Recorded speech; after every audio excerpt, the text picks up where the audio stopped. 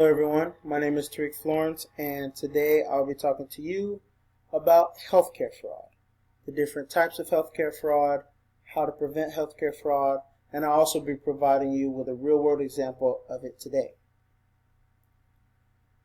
Healthcare fraud is a crime that involves the misrepresentation or concealment of information to make a financial profit.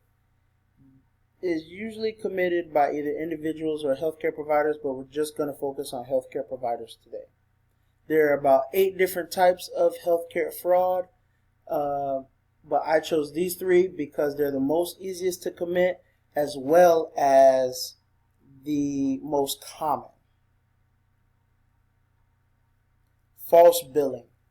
A healthcare provider will bill your insurance for a service that is not actually provided.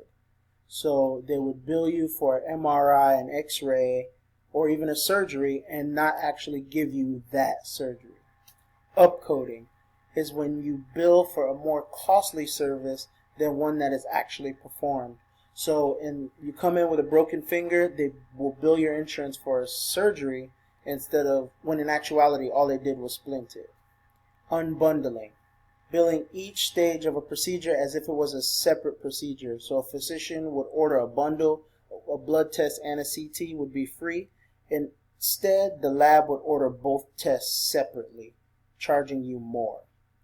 There are about 8 ways to prevent healthcare fraud, but these 4 are the most effective. Asking about treatment, questioning advertisements, comparing your EOB to medical bills, and reporting suspected fraud.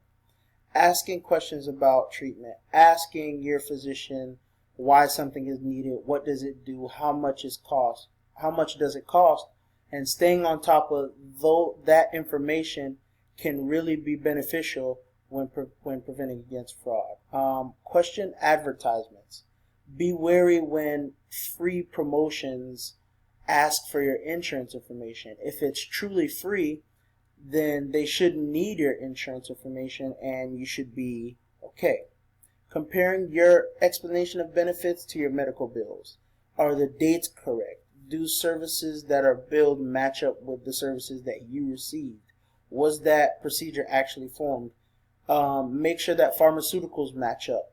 Those types of things. Report suspected healthcare fraud. This can be done through your insurance provider or the U.S. Department of Defense Inspector General. They have a hotline as well as a website.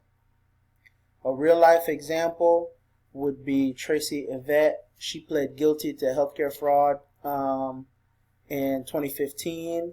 She submitted false billings to Medicaid payments and claims for mental health treatment using clients who never received the service.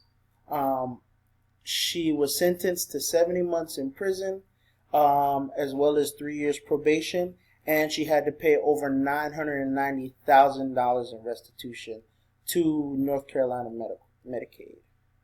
Thank you for watching my presentation. I really appreciate it.